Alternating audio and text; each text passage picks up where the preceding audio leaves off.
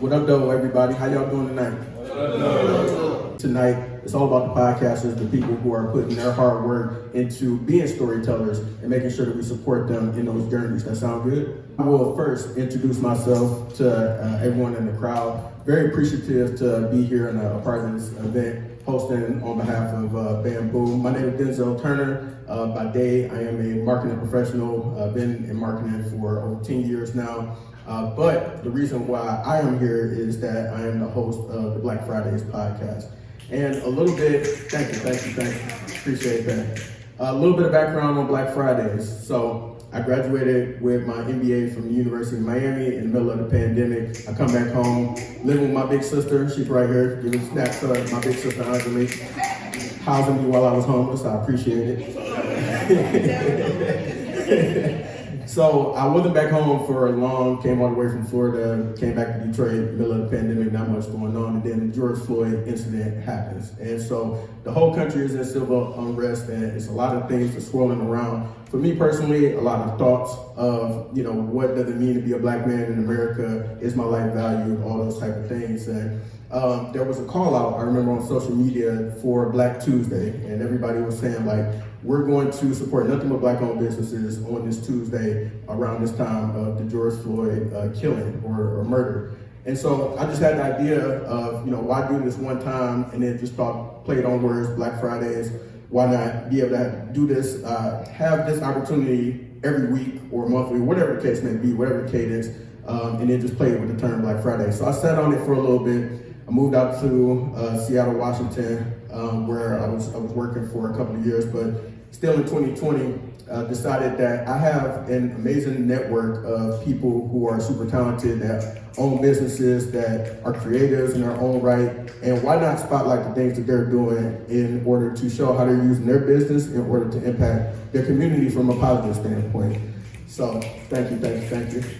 So hence started the Black Fridays podcast. It was first the Instagram Live series, and then transitioned that a year later on Black Friday of 2021 to a podcast to serve more businesses, tell more stories in that format. And a few people who have been on the show are here in the crowd. So if you've been on Black Fridays, IG Live, podcast, video show, raise your hand or make some noise. What up, y'all? Appreciate y'all, and it's just so much dope talent I see in this room, from the people that I do know, from the people I haven't met yet. The fact that you even found out about this event, I'm sure that you have something special in you as well that you are working on or that you are working to create. So looking forward to being able to hear more stories about the podcasters that we have here today. We have a great lineup for you all. I have heard all, if not most of these podcasts. So definitely in for a treat. We're gonna go ahead and kick this thing off with one of the homies, also a podcast guest of Black Fridays, a friend of the show, a friend of me, and a lot of people in this room. We're gonna give it up for Mr. Richard Winfrey of the Mental Matters podcast.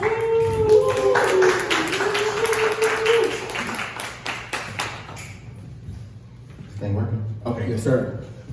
What up though?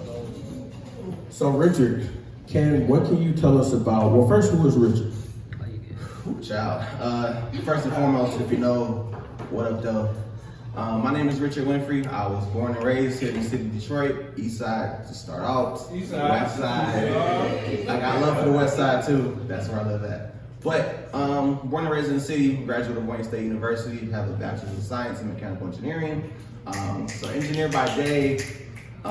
And by night, I'm a mental health advocate, and one of those things is a podcaster as well. So mental health, black man, definitely a stigma around that. It's probably underutilized as far as we go, and then just overall the history of it, of having to be strong and present a strong front. What made you and your partner, shout out to Jarrell Mitchell, who is also co-host of Mental Matters podcast, what made you want to team up with him in order to start telling your experiences about, because you all get pretty personal about your therapy journey, mental health experiences, stuff like that. What made you even go that route? Why even talk about that on the microphone? So it actually started as a DM. Many great things start in DMs. Don't let that I met my wife because of the DM. But anyway, It started as a conversation about maybe we should have like a men's forum, a space where like uncles, fathers to be, OGs, etc., to have a conversation where we're very, very vulnerable about our things. And I saw Jarrell post a status in 2017, and I sent him a message like, what if we made it into a podcast? I was totally joking. This was a total joke when I sent this message, but we met in 2017 about it, and April 15th, 2018, we decided to put it on wax and make it a podcast. So Nice. And they just celebrated 100 episodes, so gotta give it up for that. 100 episodes of y'all getting together. Y'all, I know y'all record virtually, coming up with different topics, figuring out different things to talk about, like what keeps you going in terms of wanting to share your experience, because it's all about you and Jarrell. So, and then also you have guests that you interview from time to time as well. But what makes you keep going? Like, why even do this? So my biggest reason is because I know that me personally, I went through a bout of almost borderline depression.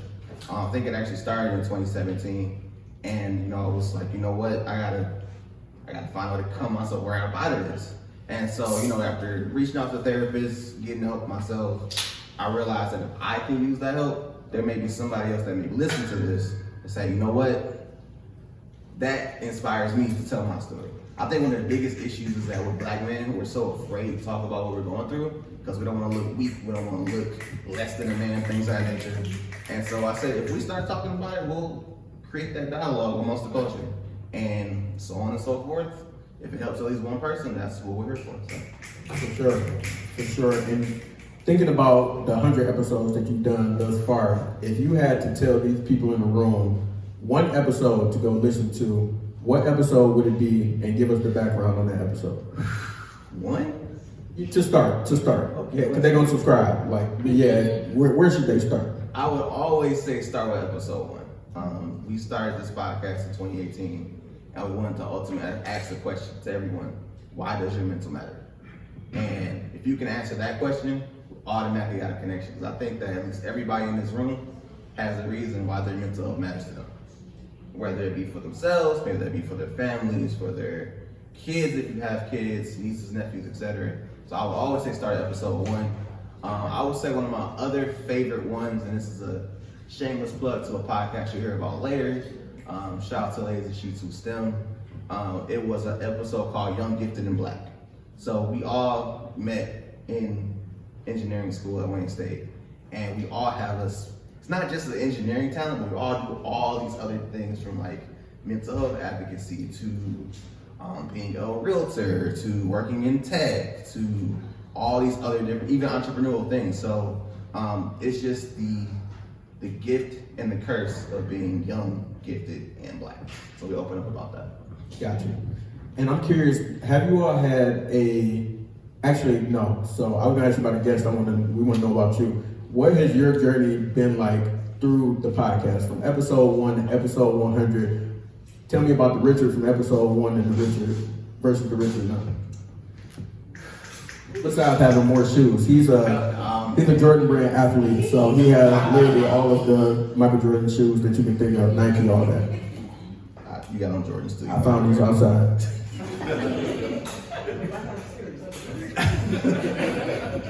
Anyway, so the Richard from episode 1 to Richard now, I would say the biggest thing is definitely more intentional with my words. I'm more likely to ask somebody how they're doing in that moment versus asking like, how you doing, you good? How are you doing in that moment? Were you more intentional about asking how someone's actually doing without asking, are you okay? Because we're gonna lie and be like, cool, I'm chilling. It's like, no, you lying. Like, come on, bro. So there's that. It definitely helped increase my network in terms of mental health advocacy. So I work on many different committees for mental health now. And just when you're intentional about your things, you find that there's so many people that are looking to you now. It's like, oh, you're a counselor. I'm like, no, I'm not a counselor. Oh, you're a therapist. No, I'm not a therapist. I'm just a Black man that went through something. Mm-hmm. And so that just ultimately helped increase like who I can talk to about certain things, getting those free counseling sessions, but not really. Just in terms of, being able to shoot ideas back and forth with actual licensed therapists, counselors, life coaches, etc. So it's definitely opened up a whole new arena for me, and yeah, I think that's probably the biggest part. Fire. All right, next up we have Dr. Calvin Nellum coming to the stage. The whole DR in front of my name. My wife is from the Dominican Republic, though. What's up, everybody? Here we go. How y'all doing today? Good to see you as always, man. What's up, brother, man? And we got to make some noise for Mr. Calvin Nellum because what you got? Teacher of the Year again this year? Teacher of the Year. Yeah. Teacher of the Year.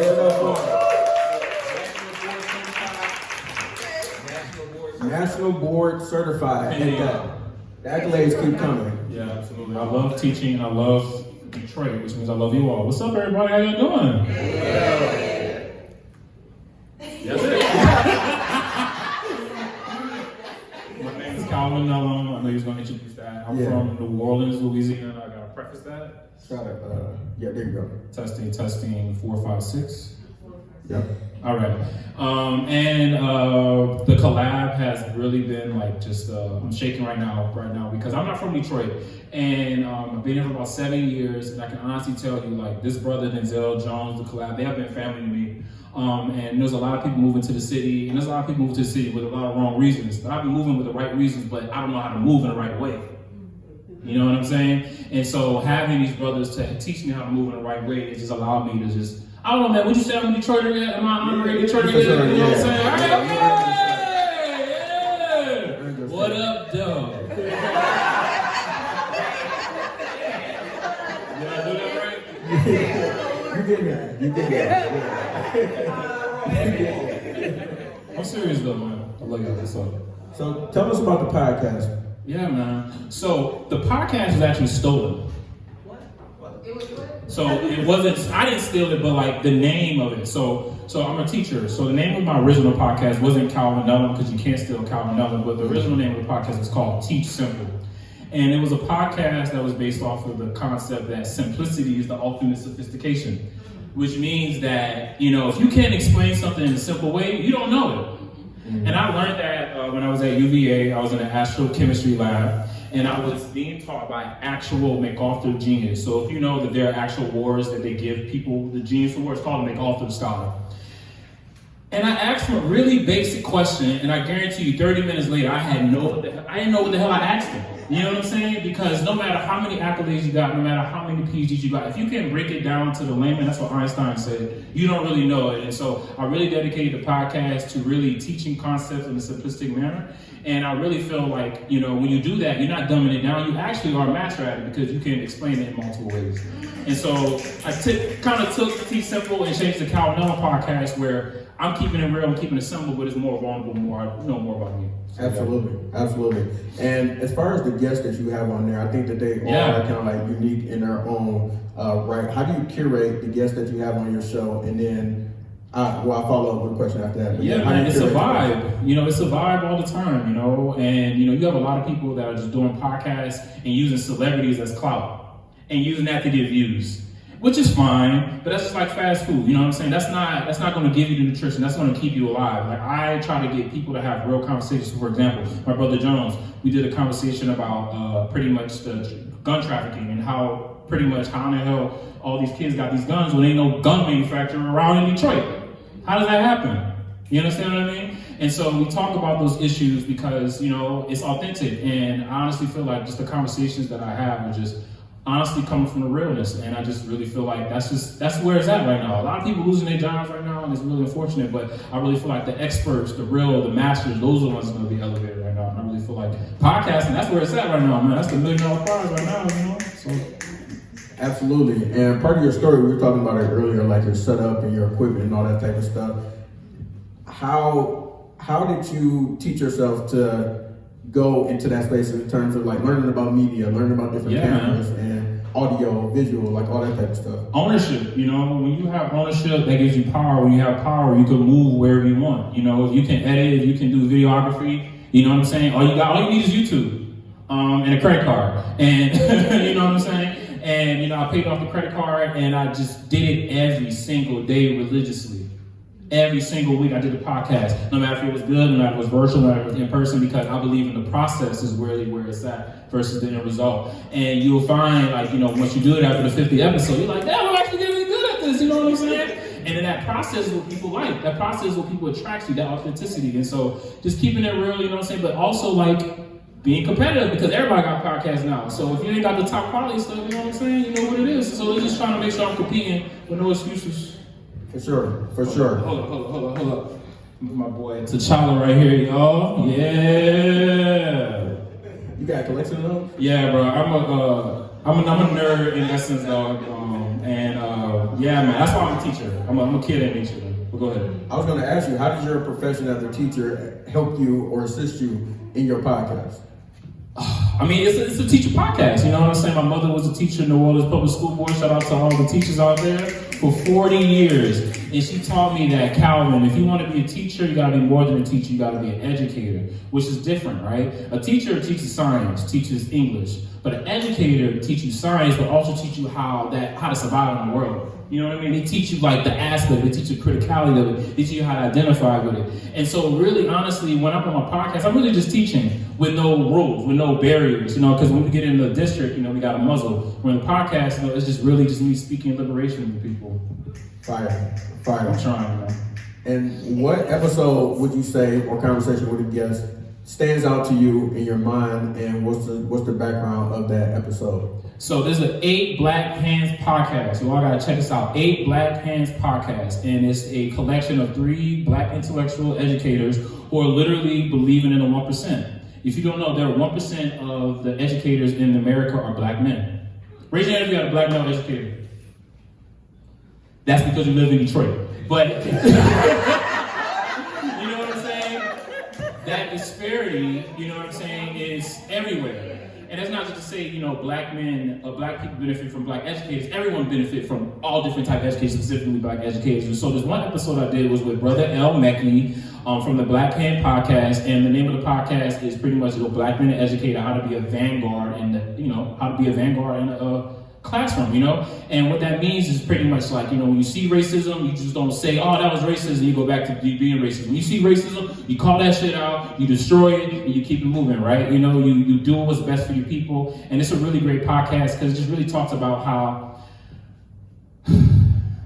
we got enough basketball players, we got enough celebrities. Where the fucking teachers at? You know what I mean? Right. Where they out there. You know what I'm saying? But are they getting the recognition they deserve? Are they getting the billboards they deserve? Are they getting the payments that they deserve? I work every single day for my kids like they are my kids, bro. You can't tell me that I don't love my kids. You know what I mean? And so being a vanguard in the classroom, you're not only, you know what I'm saying, just helping kids out and like, you know, being opposite, but you like filling the damn void, bro. Jones and Let's Talk About It podcast.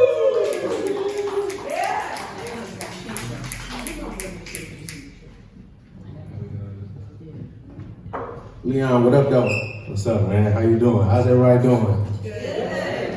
Good. So, Leon, we met when I had the opportunity to come and speak to some of your students, a part of the nonprofit organization, the program that you working with young men, and just being able to see the work that y'all do with them firsthand was definitely influential. And I know that, correct me if I'm mistaken, but Let's Talk About It podcast, did it start before you started that role, or was that role kind of influenced the podcast and how you got it going? It definitely started before. So originally, hopefully my guys don't chew me out when they see this, but my 2 other homeboys that I've been knowing since like 6th grade, we were talking in our group chat on Snapchat, and we were talking about something. I really don't even remember what we were talking about. And I was like, y'all, we should start a podcast. Like, cause all the stuff we talk about in here, man, it'll be dope. And they was like, yeah, we want to do it. And then eventually, you know, people stopped showing up. And I was like, I'm just gonna do my own thing. And so like, I was a real big fan of podcasting. Like, for those who don't know, this podcast called All the Smoke with Steven Jackson and Matt Barnes. Like, that was one of the first podcasts that I listened to that was like so dope to me. And they were just vibing. They weren't like how you see a lot of NBA players and athletes have to be on ESPN or whatever. They were just themselves. And so me, I've always been a person who's wanted to help people, whether it's through me speaking, me like doing something, whatever the case may be. And so I was like, my teacher, she always told me something so crazy, I really had to think about it. And I agreed with her. Like, I was a class clown. She put me to the side one day, she was like, you know, you talk so much, you don't even know that you're talking. I was like, wow, that's kind of crazy. But, like, and my auntie always calls me the social butterfly. So me, I've been a big advocate of using my voice because, you know, like I was telling somebody earlier, like if Kanye does something and I say, well, you know, I rock with Kanye, but I don't like what he did, a lot of people are gonna cancel me because of how they feel about Kanye. So that a lot of times forces people to feel like they can't speak up or they can't say how they feel. So me, with my podcast, my intention was not to only use my voice, but allow others who have something that they want to say, who feel like they can't get it out, they can come on my platform and do that. Go. And why go that route versus, like, you know, you have some of the more, I don't even know the word, but the word that comes to mind is salacious, but like, you know, those type of podcasts out there where I'm an alpha man, I'm an alpha woman, like all that type of stuff. Why go that route in terms of being able to, you know, try to sit down, actually have a conversation, get to the root of the matter versus, you know, being more, not more entertaining, because your show is entertaining, I listen to it, but like going that route, that pop culture route, I should say. Because you kind of answered it to a certain degree, because I don't want to be that guy who's like, oh, this is how it goes and y'all gotta listen to me. Because typically those people, they don't really get anywhere. But when we sit down and have a conversation like we are now, we understand like, oh, this is how Denzel feels, this is how Leon feels, or whoever the conversation is amongst. So, and I feel like when you sit and talk about something versus saying, this is the way, because there's multiple ways we can fix a problem. It's not just, this is the concrete way. A lot of people, like, again, to compare it to basketball, it's like, oh, LeBron isn't good if he makes the right pass. But if he takes the shot, it's like, oh man, why you miss? Like people don't miss, like he's not human. It's like, oh, Michael Jordan would have never done that. But it's like, I'm a Jordan fan and I don't subscribe to that. Because it's like, if he made the right pass, then he did what he was supposed to do. There's multiple ways that you can win, because just because he's not 6-0 in the finals doesn't mean he's not successful. You know what I'm saying? At the end of the day, he still got championships. He got MVPs because he did it the way that he needed to do it. So I think that's the same way when you're talking about problem solving, when you're talking about mental health, or whatever the case or the topic may be. I don't feel like I have all the answers, and I don't always need to be the one, even if it's my platform talking, because I can learn from you. Mm-hmm. Absolutely. And then where do you see Let's Talk About It being in the future? Because you've had guests on there, they are more than willing to be open about their experiences and the things that they do. Where do you how do you want to elevate that? Where do you see it going in the future? I definitely see myself in a place like this where I have my own setup, or I'm leasing out of somebody's building, you know, being able to have cameras around and record it. Because if you guys don't know, I do my podcast on Instagram. And like the thing that bugs me a lot is like, oh man, when I look back at it, I want to upload the full thing of you seeing the actual podcast, like seeing my face.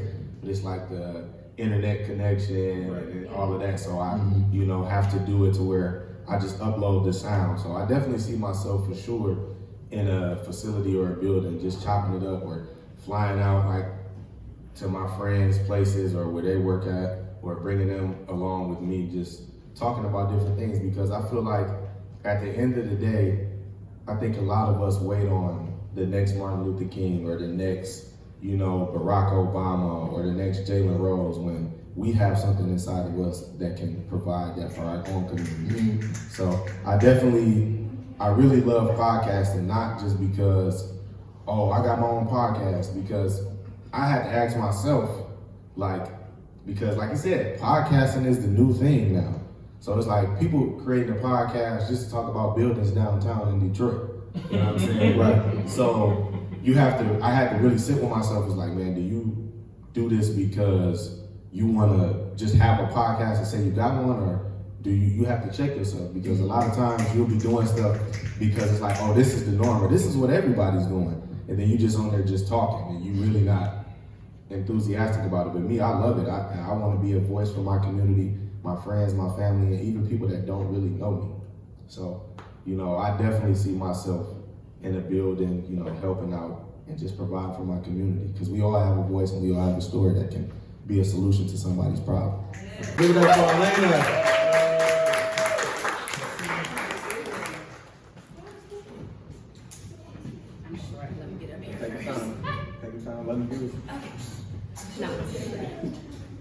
So Elena, what's going on? How are you today? I'm good. How about yourself? I'm doing well. Good to see you. And you are familiar with another one of our presenters today, right? Which one? You married to one of them. Oh, yeah. That can go so many ways. Right. I know him. Y'all can see the vibe of our relationship, right? So I'm curious, who started podcasting first? Well, I think we had the idea first, but they executed first. Got you. Okay.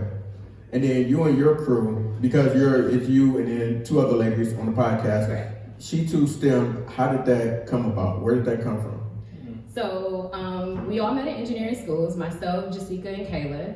I'm in industrial engineering, Kayla is electrical, and Jessica is software. So when I worked at Chrysler and I worked in a plant, stuff will always be happening to me. And I would be in a group chat going off. Especially at Chrysler. Yeah. Yes. So then one day I was like, we need to talk about this because only 2% of engineers in our country in the world, are Black women. So it's like a very small subset, and we have the experience of the intersection of being an engineer in a male-dominated field, but also in a field that is dominated by white men. So the things we would experience, we had conversations to kind of create that community amongst Black women across the world, but also to make it easier for the next generation of Black women in STEM. So we tell stories across the quote-unquote STEM diaspora.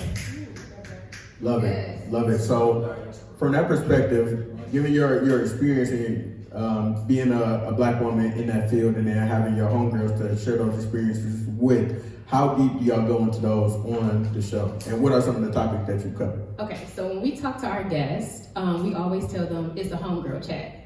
So we are engineers, but we are from Detroit, so it can be a little ghetto. But I think it shows the complexity of being a Black woman. We don't have to stick to being professional and straighten our hair and those things. Like, I worked in a plant. Right now I work in construction, and people swear across the room, and I'm like, who the fuck you talking to? So, What? yeah. Yeah. So, it creates a sense of I can explain something to my friends and I don't have to go into depth and I don't have to be questioned about it and I'm believed. But also, when we doubt ourselves, it's having that community of people to uplift you, like, girl, you're not crazy. Or, yeah, go ask for that money. So we not only tell those stories, but also we help other people navigate. So, helping people in how do you ask for a raise? Or, the different careers you can go into. So we've had people who are engineers, but now they work in healthcare and they do engineering for hospitals. Or they may do, design and these other careers that we are traditionally not taught in school, as well as Black people, we are not offered. Absolutely. For you all to be engineers in your own right and working in different industries, how do you all kind of like be able to have the same mindset around podcasting? Like, you don't have to do this. Like, you could be doing whatever you want with your time when you get done with work and people swearing and you cussing them out too because they don't know where you from in Detroit. But how do y'all kind of keep the mindset of, we got to share these stories and we got to get this information out, create this space for these women? How do y'all keep that energy towards podcasting? I think the major energy is it's our opportunity to have friend time. So we were discussing earlier, when we started the podcast, we were all here. Kayla moved to Utah because she got a ball and offer. And I'm like, girl, you better go out there with some people. So it's our opportunity to not only tell those stories, but to check in with one another. So our most recent episode that's coming out next week, I'm telling about the experience of me quitting my job. So I'll be quitting my job on July 31st. But it's a whole story behind it. So it's me having a vent session and Kayla listening to my vent session, but also giving me her feedback. So it's a balance between having our guests and interviewing people and listening to their stories and getting information from trusted sources, but also an opportunity for us to grow in our friendship. Mm-hmm. And a wise person once said, fuck that job. That person was probably me. There we go. So what's next? What's on the horizon for you all? How do you want to keep this thing going and sharing these wonderful stories around STEM and Black women? What's next for us is to continue to tell stories, to continue to find interesting stories, and to build that community. It's always something new going on, something interesting going on, and that kind of keeps us going. But our lives have changed so much since we started the podcast. Like now, Jessica is a mommy, so that's new. So she's been a little off the grid, but that's understandable. You know, Kayla is in Utah. You know, me and Richard bought a house during COVID. So all these things have been occurring, and it just kind of helps the story expand. But we kind of try to make as much time as possible because we know it's necessary. So it's not 100% just because of us. It's just that we know it's needed. Absolutely, I agree 100% because outside of maybe like a space like NSBE and some other select organizations, I don't think that Black women, especially who are in STEM-related fields, especially in engineering, like have those kind of like cohorts in order to have those chats, those circles. So definitely dope that y'all all decided to do that. It's an excuse for you all to get together, but the experiences that you share, and I'm sure are helping other young ladies out there as well. So definitely keep going. But doing this podcast or storytelling event and not have the podcast god himself, Mr. JG, Mr. Audio Wave, pull up and share a few words.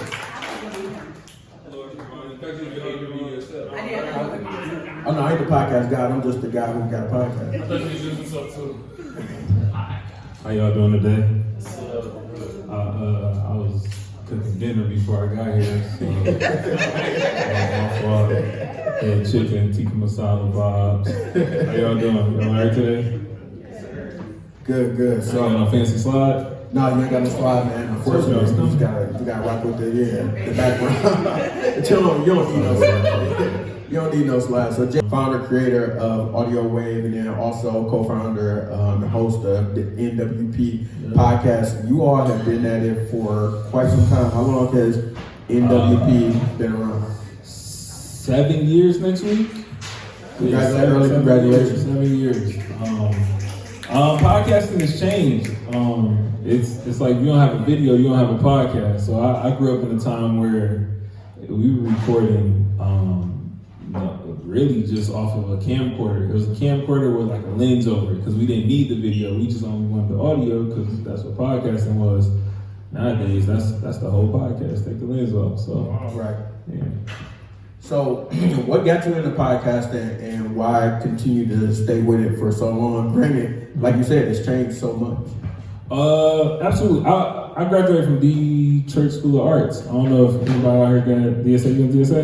All right, bet. So I graduated from DSA, and I was a film and television major. So, kind of like that same phrase. Talk too much. I talk too much. I always wanted to be in front of a camera, a microphone, something, but also behind. So, I actually got sick in 2015. I got sick and was stuck at home. So my friends would come over. I might be playing video games or something, but I would be listening to podcasts. So a buddy of mine was like, "We could do this. Like, what are you listening to? Like, this is not even good." So fast forward, we did it, and it became quite successful. And then the network piece of it. We were in the basement. We were in my friend Brandon's basement, and a lot of it, his wife started getting upset because it was Friday nights, every Friday. Like, y'all know how it can get. You know, we having fun. You know, and we were having guests over, and it was just like, this is his house. Like, this is his home. So she kicked us out. But at that time, we were getting sponsors, so like the basement was full. You gotta go. So we were getting sponsors, so it was like a lot of product endorsements. So their basement looked like a Costco. Like there was energy drinks to the ceiling, like flushable wipes. Like we were just getting random sponsors, and I was just like, all right, well maybe I can just kind of take these talents and give them to other people, like creating shows and navigating sponsorship deals and, you know, building like a sustainable platform for people. So we moved out, and she, shout out to her, she bossed our lives up. So yeah. There you go. Push you to where you are now. Absolutely. I love it. So speaking of the sponsorship deals, a conversation we had like over a year ago, just as far as me trying to understand how I would have the opportunity to monetize my podcast, which I haven't implemented just yet, but been able to utilize some of those ideas to kind of further the brand and the name. Do you have any tips for all the podcasters in the room? Like some people may just be doing it for the pure art of it, but if you are looking to turn it into something monetary, what's the tips? It's easy money. It's easy money. Think about anybody you know with a business. Like anybody you know with a business. It could be hair. It could be they're trying to launch a clothing line. It could be not legal businesses because you want to keep it open. Really anything. Like everybody has a friend or someone they know that owns a business or has a startup or trying to get their name out there. All it is, hey, give me $50. I'll run an ad on this show for you for a whole month. You'd be like, all right, here you go. And it's just like, that's your first sponsor. And then the thing about sponsorships is, once you prove that it works, which I call your buying power, like if I say, all right, use this code Black Podcast to get a free studio session. If I can get 40 people to do that, I'm gonna go to the next company. Hey, look, I got 40 people to use this promo code, and y'all do the same thing as this business. So how about this? You give me $150 because it already works. Like I didn't prove that it worked before. So it's hustling. Y'all know how to hustle. Like no, y'all knew, like y'all true to this for real. So it's just like literally look at who can I get money from, like, but in a fair way, like a fair exchange. And then it's just elevate and level up every single time. Like this brother got a teacher podcast. I think you're part of BMEA, right? Yep. I'm calling them like, hey, I know y'all got a fellowship launching. Give me $100. I'm running an ad on it this month. Because it's like, it's family, it's people. Like people that you're familiar with, they're gonna pay you because they support your dreams and you supporting theirs. Fire. And I think a couple people talked about, or at least I might be the second person, kind of talked about it earlier, about being able to curate your own space in the future from a media standpoint. Can you talk to us a little bit about your journey and what that has looked like for you? Man, pandemic almost took me out the game. Like it was like, all right, I'm just gonna leave. Like I'm just gonna go. Like the pandemic hit, I was at a podcast festival in Orlando. Like 1 million people were here. So I'm just sitting there like, yep, I got it. It's over for me. But like just business wise, when you have a physical space and a lot of things that I like hung my hat on or look forward to were tied to physical camaraderie. Like my network is built on family. Like we outside together. If you on the network and you need help moving, call me. Like what's up? Like I'm pulling up. So a lot of what gave me energy and motivation to go was that. So I had to pivot. I had to pivot to learn a virtual space. I had to pivot to learn how to not only utilize the space but build that community and family however I find it. So curating the space it's challenging. I ain't gonna lie. Everybody needs something different. This person might need drapes. This person need cameras. This person may need nothing but a single chair and a low light. It's like, I don't know if I got that. But it's always like, I'm always evolving, always looking out for people and just trying to grow shows. Most definitely. So I want to give some more noise to everybody who came up and presented. Make sure that you go and tap in with all of their podcasts. Make sure that you go and listen, subscribe to the Black Fridays podcast. You can find me at blackfridayspod.com and then also Instagram at Black Fridays Podcast. And then also at Denzel Turner, Denzel spelled with 2 L's. So shout out to y'all.